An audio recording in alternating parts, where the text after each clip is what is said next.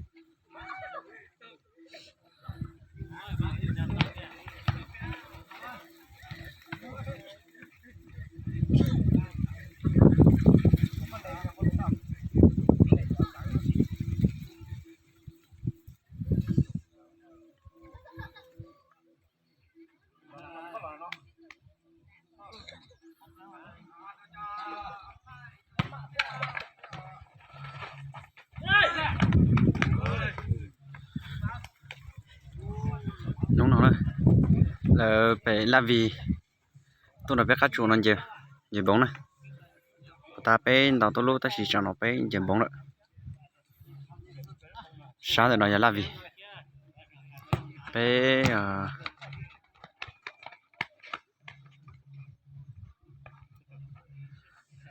bé các chủ nữa nó đấy là vì sao nó bé các chủ thì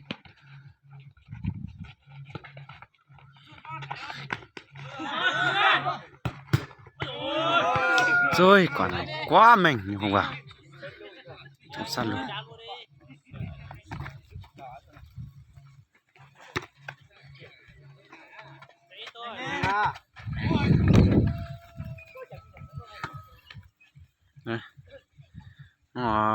đấy là vì tôi đã bé cá chủ nó vậy nè chỉ bỏ trả nó nhập con giật kia chứ ta bỏ thì giờ tôi vô số vào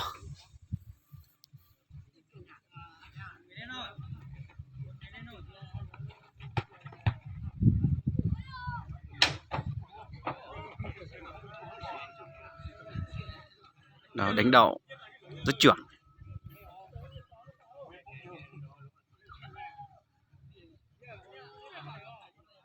Hôm nay làm về với sầm đen này chủ đá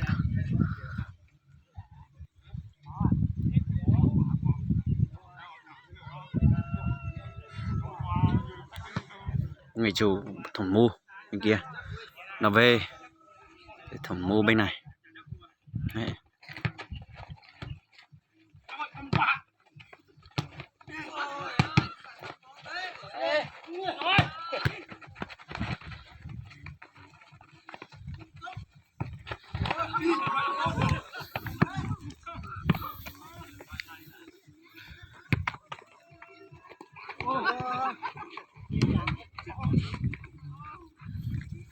Rồi cũng sẽ lên giờ trước nhà cá quay thẳng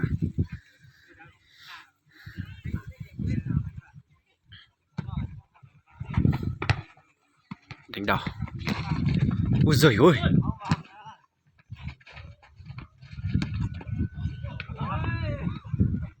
xịt vào mạng đấy.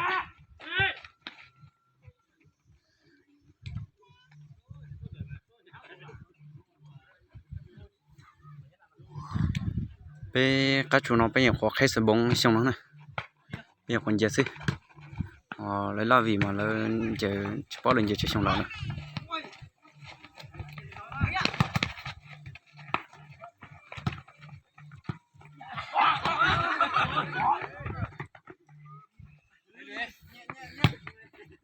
Đâu nó bóng sống này.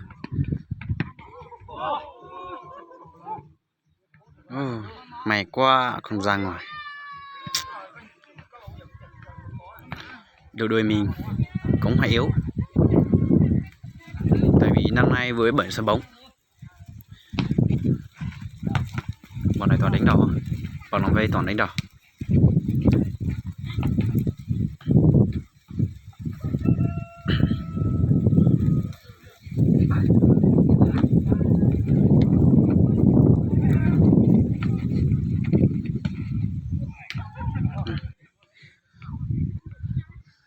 Cái chụp bao mà ít khó cũng dùng thế, ta chỉ mà không nguy hiểm thế.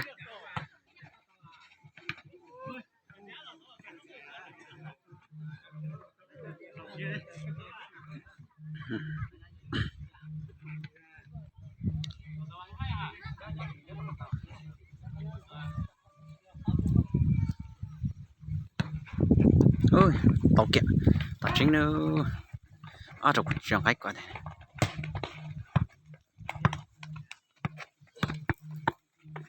Tao đâu bây giờ? Mày Phong, dịch tía.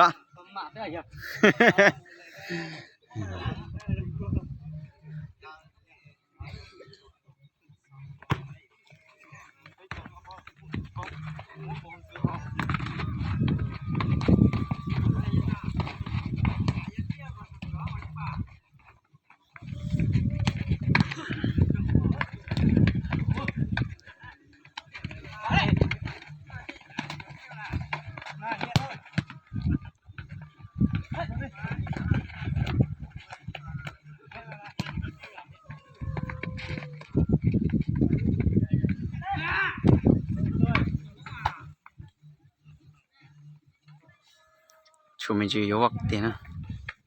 Ô là vì nó là tiền, là vì hành tiền à.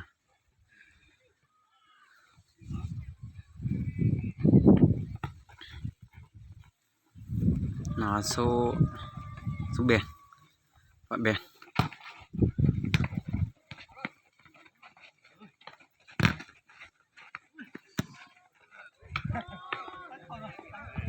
Ô quả này nếu mà có người đánh đầu thì lên trình đầu thì cũng ngon phết.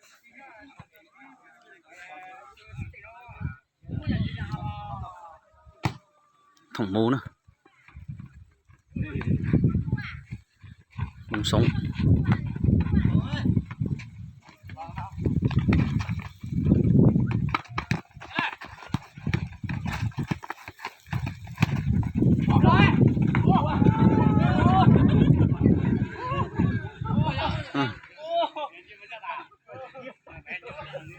Giờ anh chơi thế này, nó không có phanh kia lại.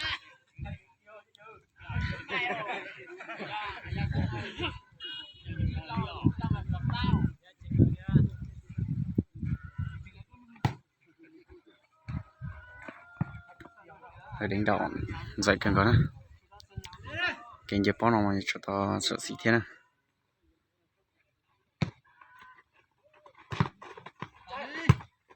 Vào.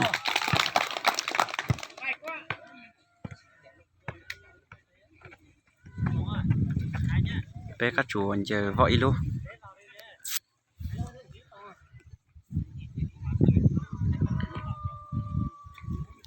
Sau đó bắt đầu ra bóng.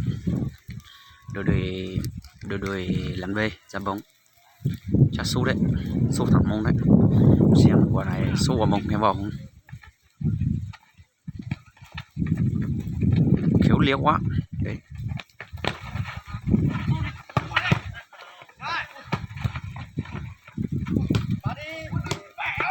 Giời ơi, quả này tiếng tiếng vọng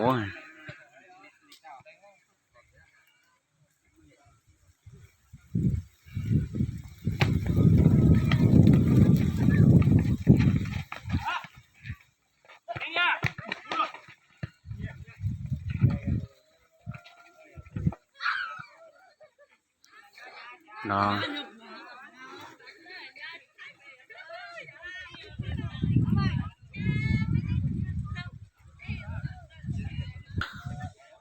Lúc nó phản góc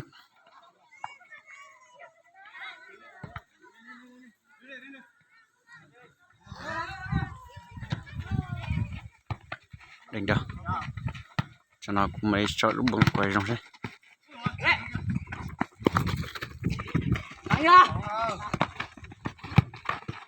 Vâng cái các chuồn dễ võ luôn đấy.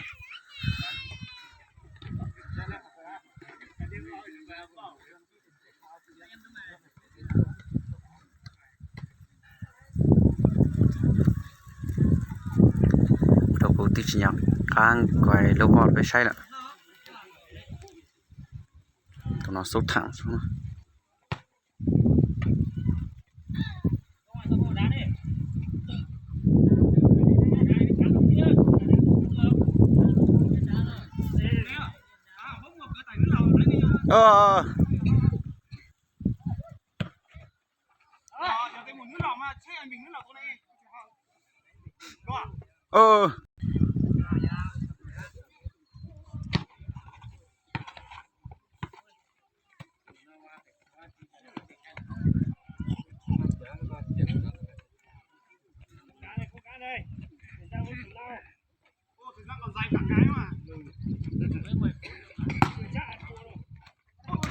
Giời ơi, thằng này tiêu là cháy nhạn luôn.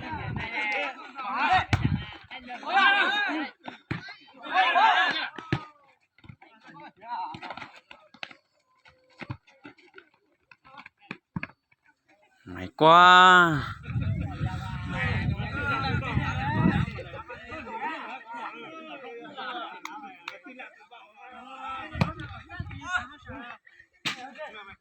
Rồi ôi thì bóng thòng ấy.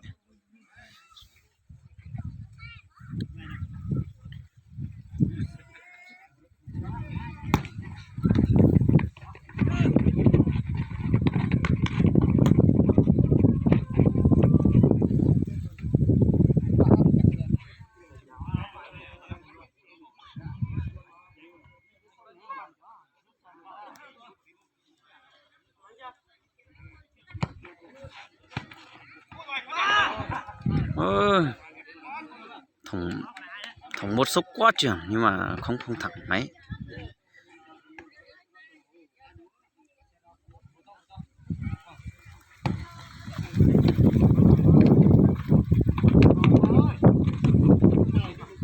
Gót bên ngày chủ ở đây đường góp rơi.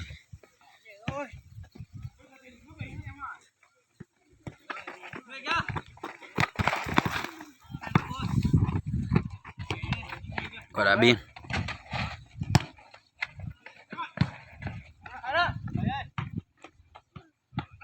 rồi bên mình ở xa quá.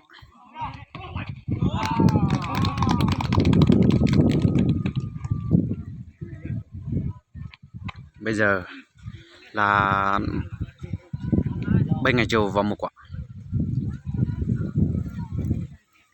Bây giờ là 1-2.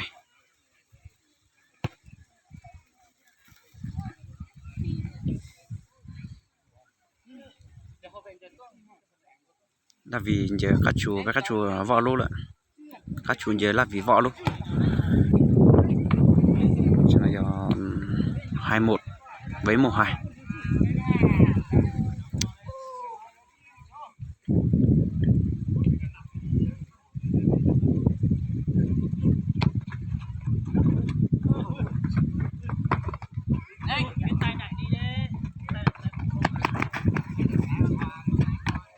Cũng săn được. Tổng 1 nó là lấy chân phá được. Rồi. xích vào đấy, quả này tao có tiền vào rồi. Tầm một quá xuất sắc.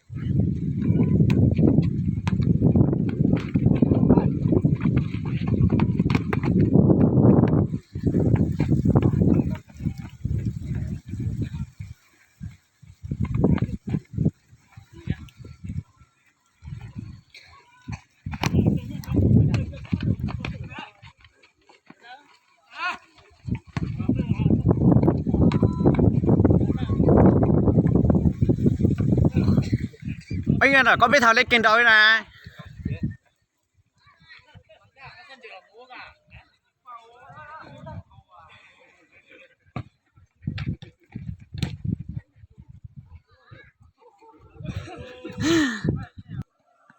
Đây là một quả thủ đá bóng ở trong ngành chù.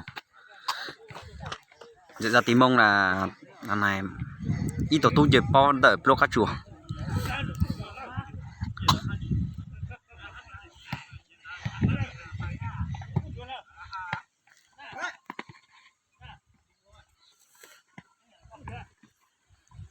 Đây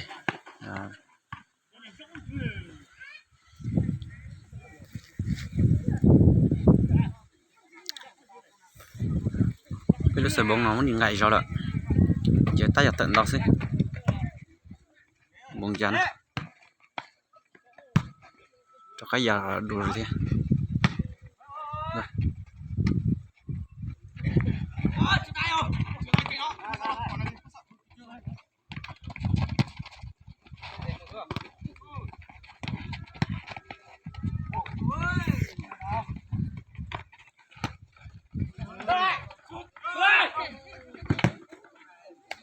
Để làm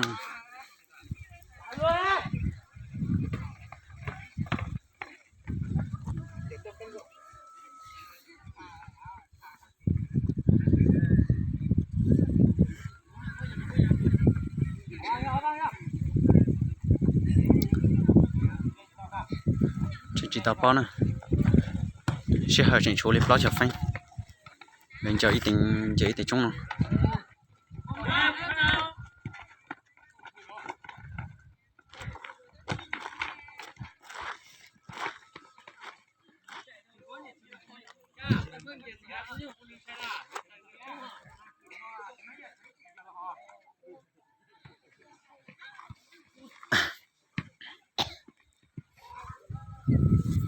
Đấy là trận phạt góc của bên làm về. Rồi quả này ngon đấy.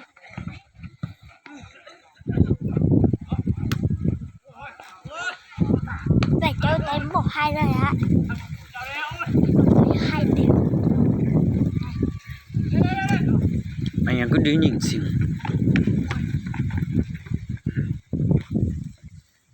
Bóng cũng không về bên làm về nhiều, thuận sang bên ngày chủ nhiều thôi.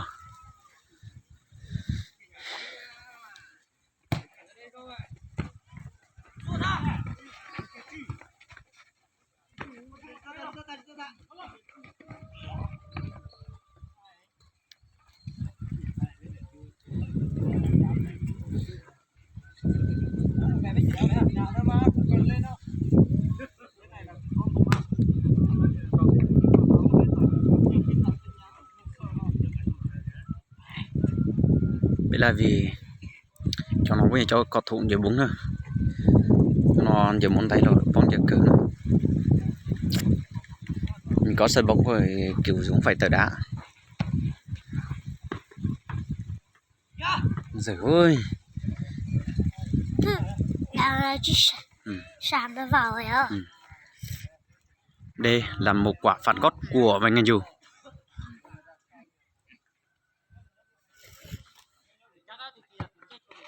Giời ơi, thằng Ngô quá xuất sắc.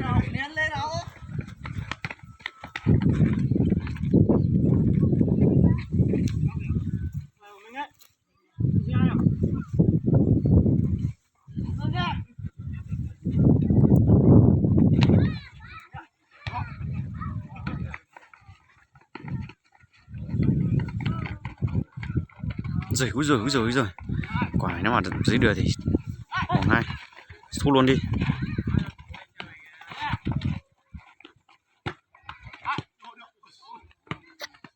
Đúng rồi. Cũng một quả tiết phản góc của bên này chủ.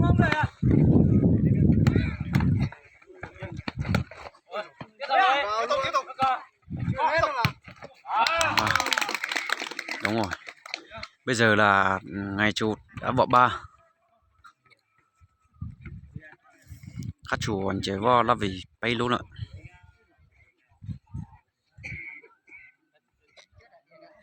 Bị săn chế bỏ bị lửa. Ừ.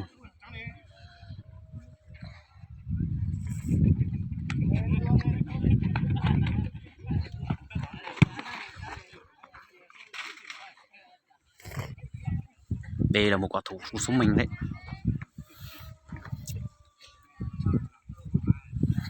Để nó các chủ giờ với làm gì nữa.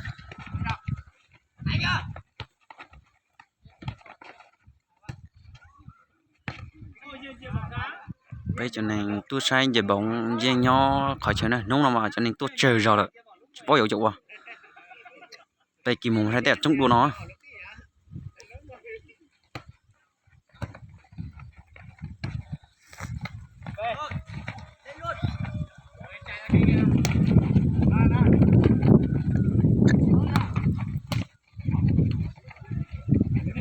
Tổng mô cũng xuất sắc bên ngày cho mình.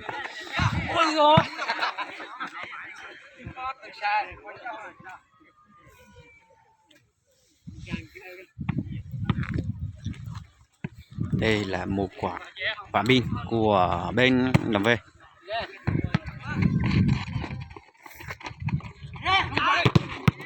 Đúng rồi. Đây chỉ vào trăng ăn à.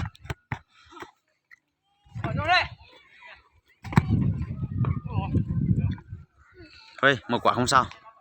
Tí đã lại.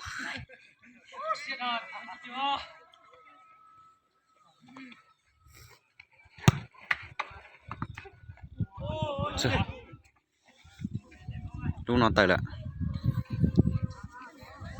người cầu thủ đây số bóng qua mình, bóng chạy qua lưới.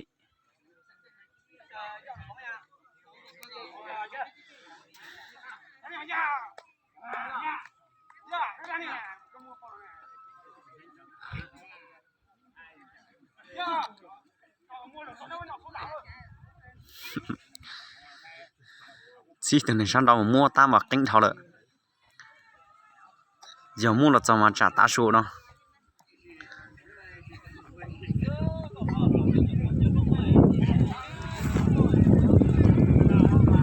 Này tôi trong cái nó trả này pi tua trong rồi là ta bảo không là trả dùng lên nọ thầu chúng mình lấy số.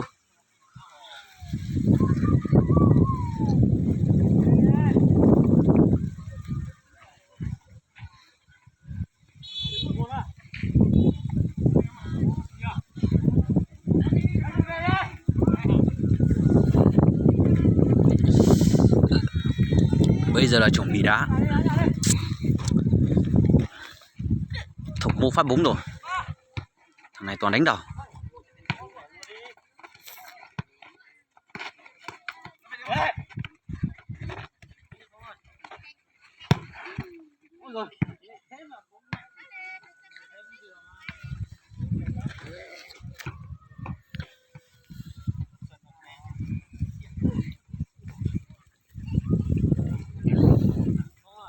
Đây.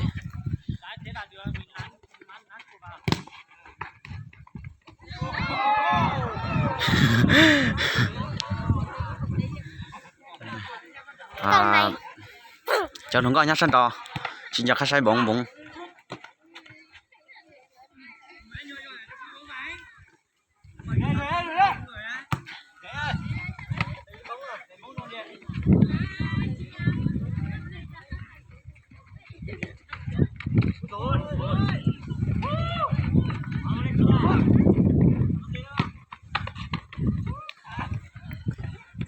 Cầu thủ này cũng chạy rất nhanh nhưng mà không kỳ bóng bị phát rất mình.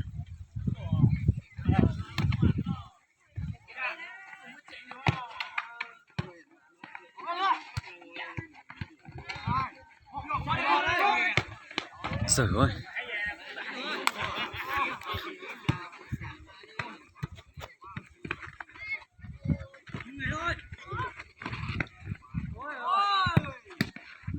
rồi thằng mố mình cũng rất xuất sắc.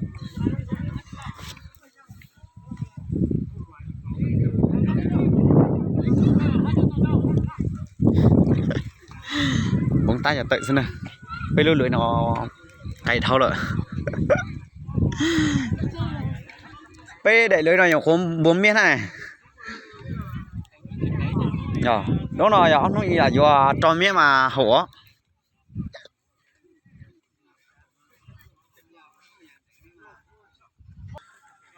trận nó bó mù khởi ta bóng nào đấy bó nào đấy đó cái gì nữa.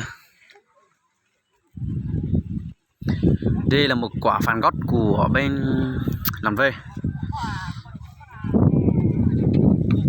rất được.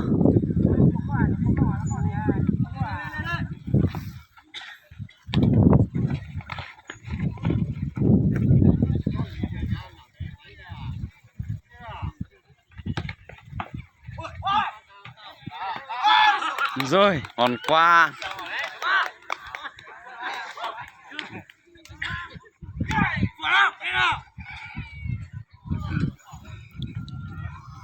đây là cầu thủ đã ghi bằng 3 quả.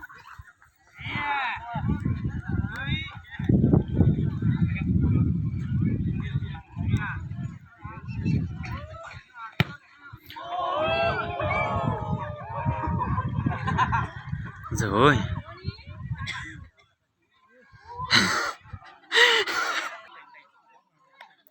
Pikachu giờ vo la vì bao lâu了 sẽ hở chuyện trốn đấy nè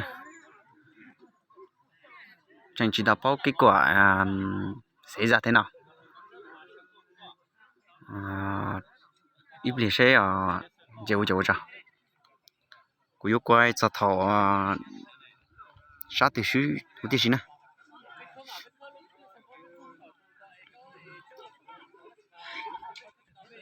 cho nên tôi chống cờ lại cho nhót sát đoạn nó bốn này cho giờ bóng nè ta mà cho hẹn giờ chọn giờ không nào. Bây giờ là hết mùa hè chuyển mông đẩy mông đấy người chủ là xa bên này là về rồi chuyển sang kia.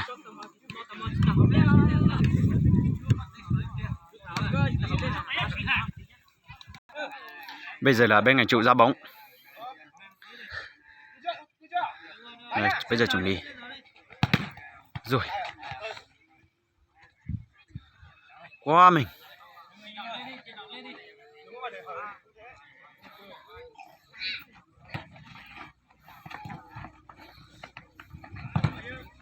rồi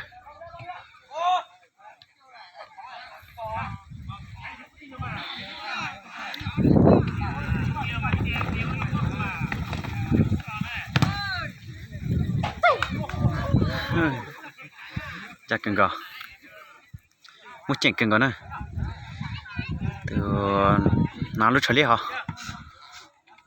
dùng gọi nào lúc cho tòn sáng đọc họ dùng gọi thì sánh lự nào nhau bị làm về nữa những một chuyện cần nữa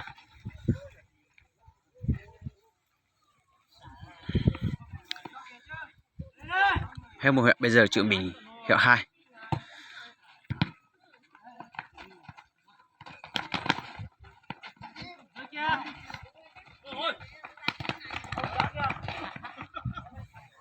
xích vào qua về hết rồi.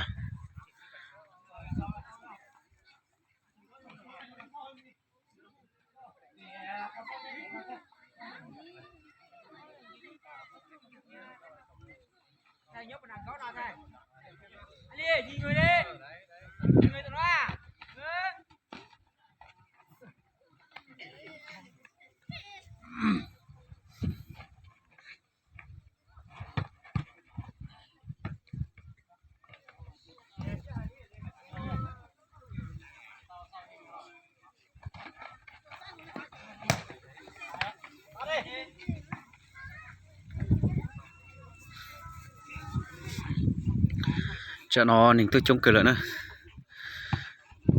tôi chỉ tập báo kết quả cho lấy tiền tuổi gì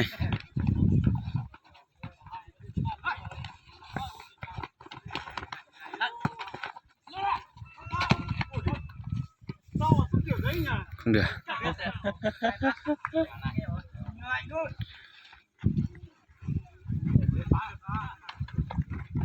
Nó đá bóng rất bình tĩnh.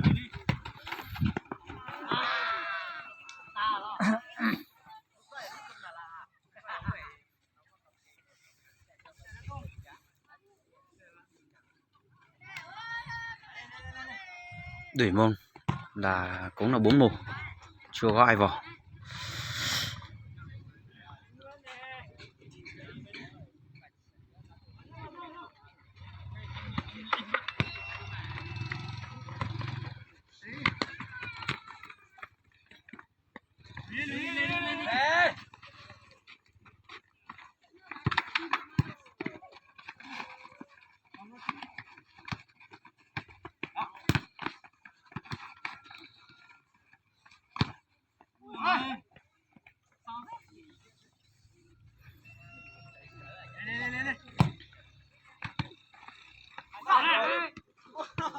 Không đánh nào được.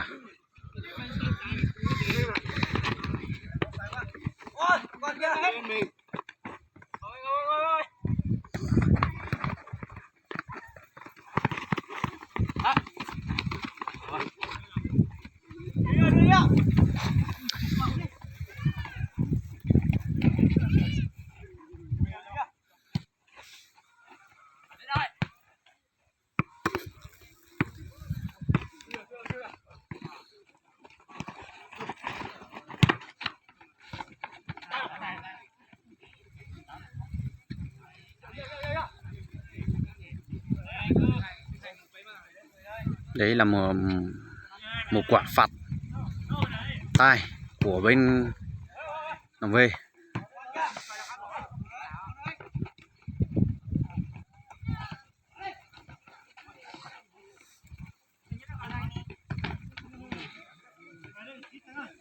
Đấy là một quả phạt của bên ngành Chu.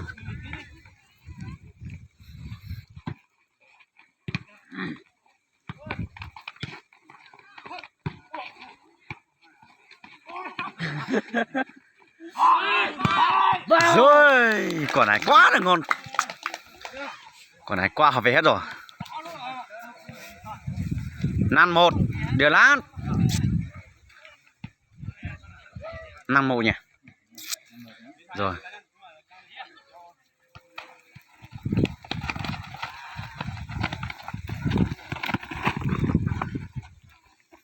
Đây là một quả phạt về.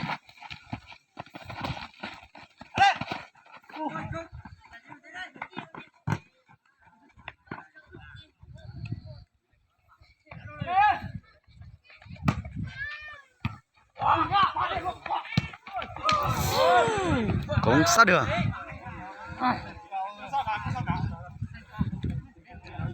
Mấy anh không phải vậy, đá bình tĩnh. Khởi lưới lắm. Sắp vào.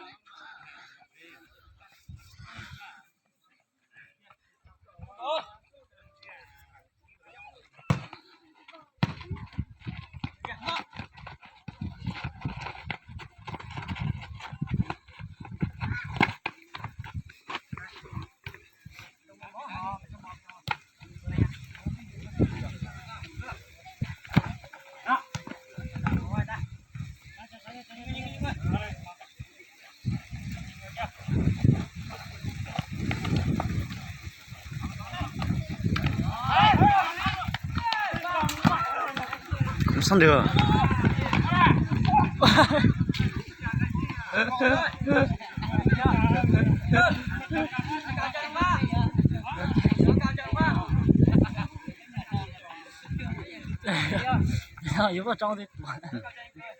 Có một quả rất nguy hiểm.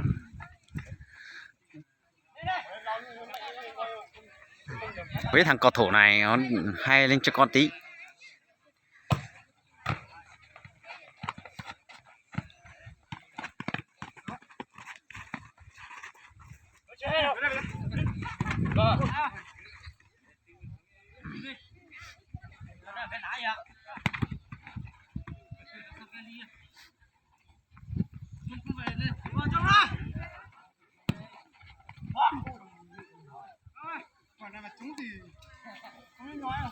Không biết nói.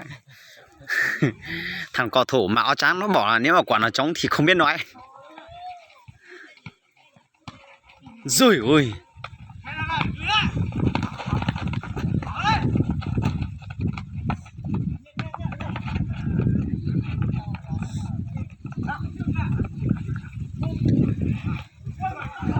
Rồi ôi.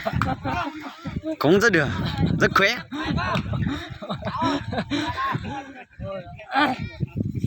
Ủa tôi đi một chén nha.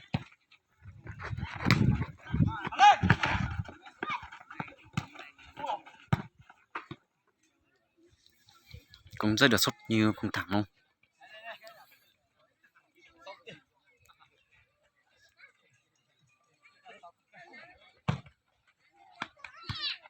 Ôi trời ơi. Có khá một khởi bông rồi đấy. Cho nó bắt đầu giờ nữa.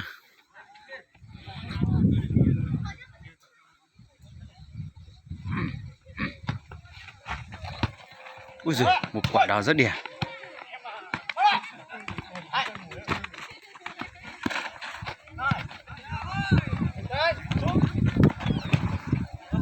Không rất được.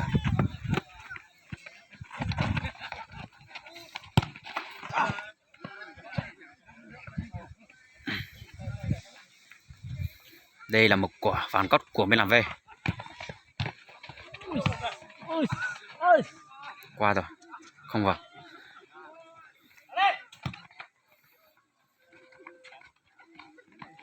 Rồi.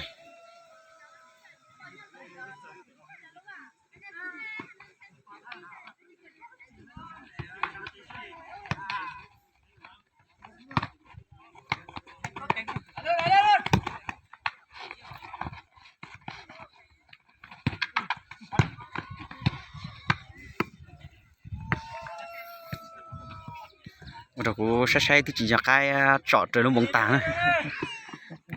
Toàn là nhìn đã thôi. Mình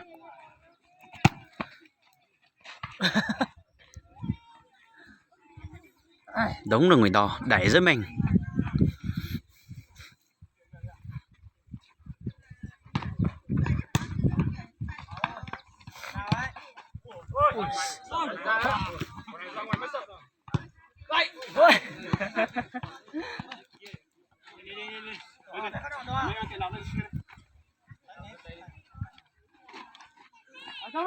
Một quả phải biên của bên ngay dù.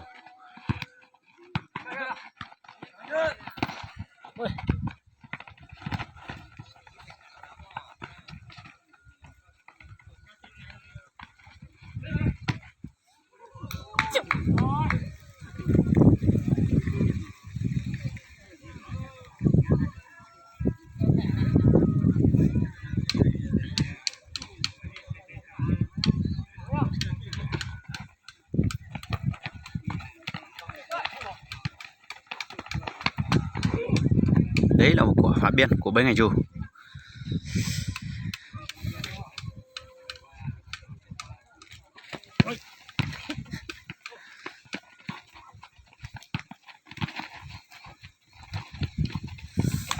Chỉ lâu tài ở mua mày.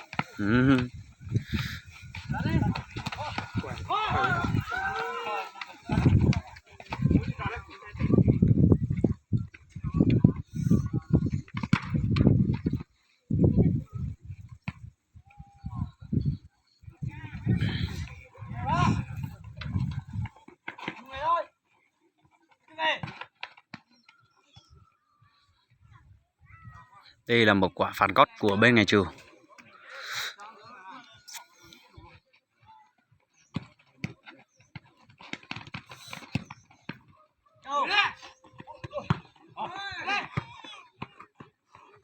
Thằng mút quá sâu sát.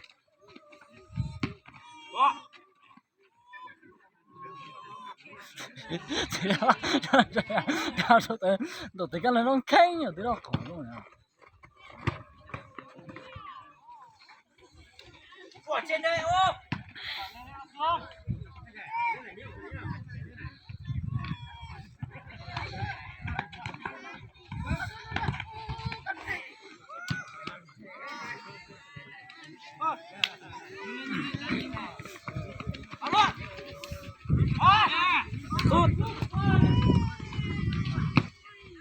ôi ôi ôi ôi giời ơi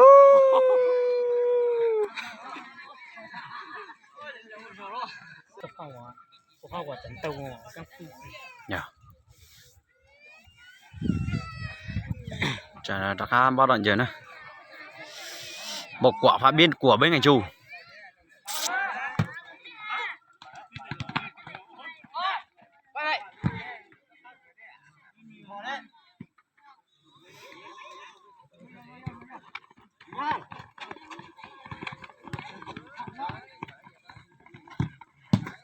giờ nán thủng mộ quá sâu sát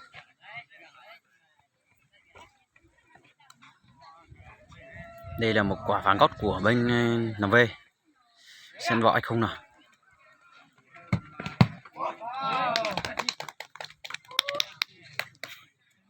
bây giờ là 2 năm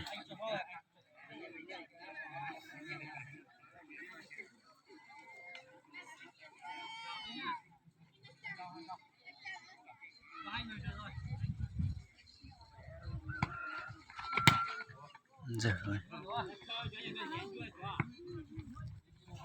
Bây giờ là 2 năm không biết đời nào sẽ lại đời thua vẫn chưa có kết quả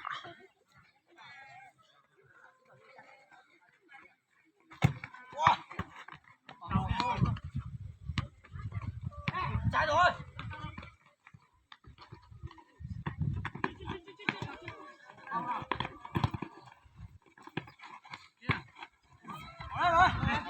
bóng có đẹp chẳng sao hả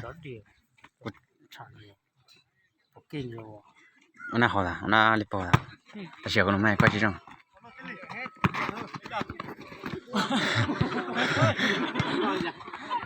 ra mày quay ra kêu rồi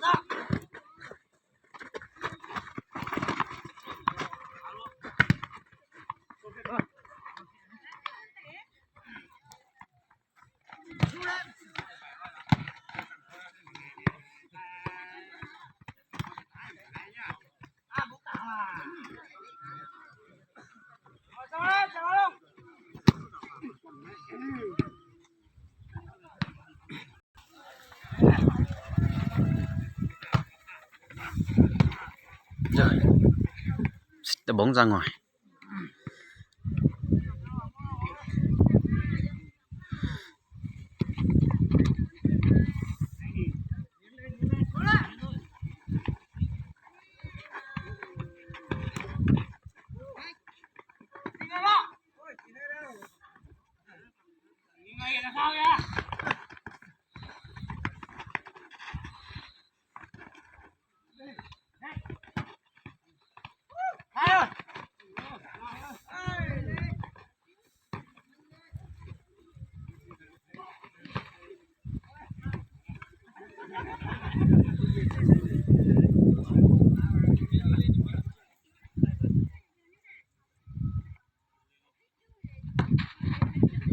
ơi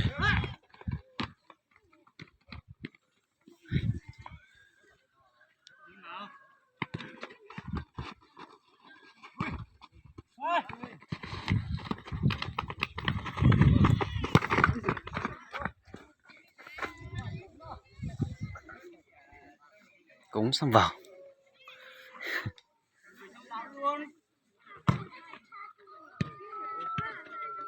thấy ui giời thay cái sẽ thấy gì ừ.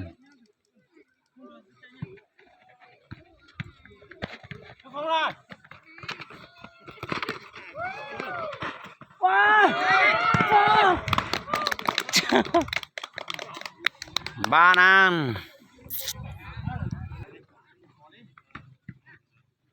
có thể đấy 3 với 5 thì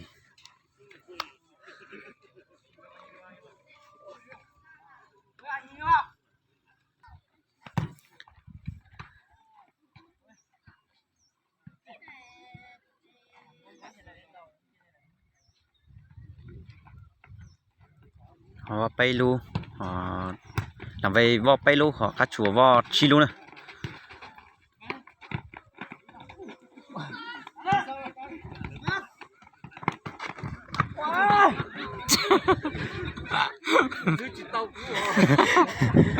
你帮我说家，说家。 chả chả thấm mó đây Đây. Ai chơi đâu?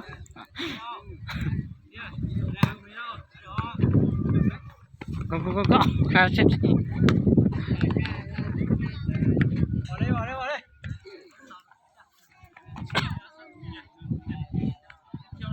thời gian còn là 2 phút nhá. Bảo kìa đồ đi.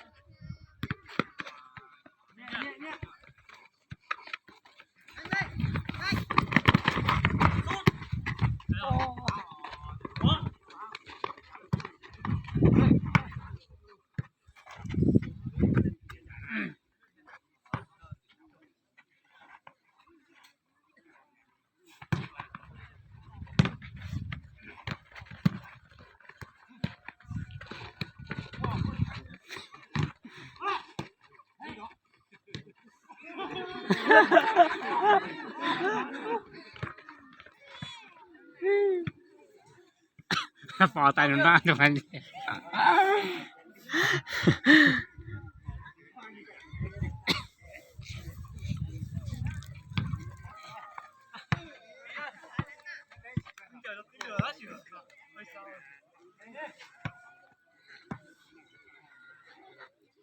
Không báo cả một phút nha. Khi nào hết giờ phải nói nhá. Rồi về đây.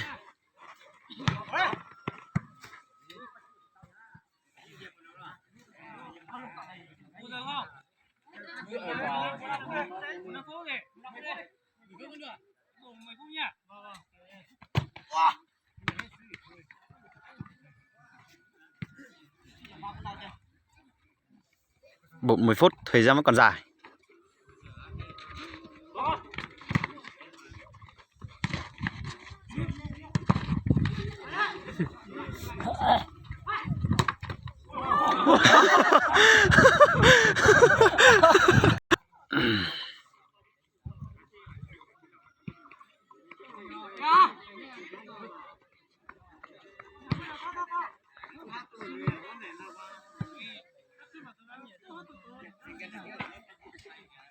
Vẫn còn 9 phút.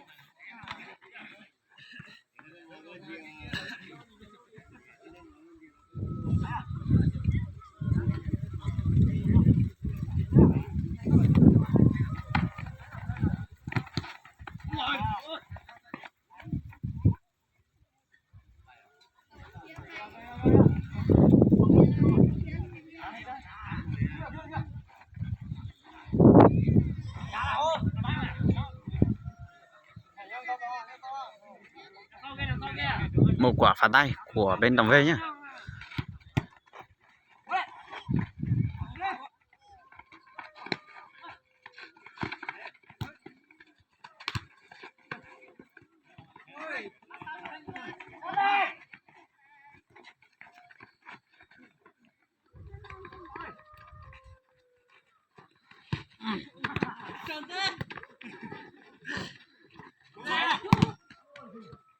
Chạy lang. Đây này nó cho cái tiền đối đi chưa. Thời gian cũng hết, chỉ còn với 1 phút thôi. Một quả ra hai bên là nặn điệu, không có bên nào thua.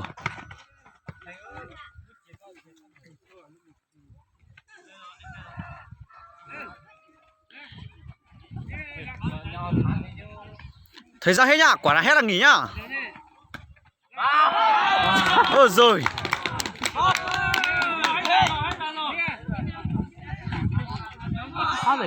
Một súp thủ môn kim bàn 1 quả.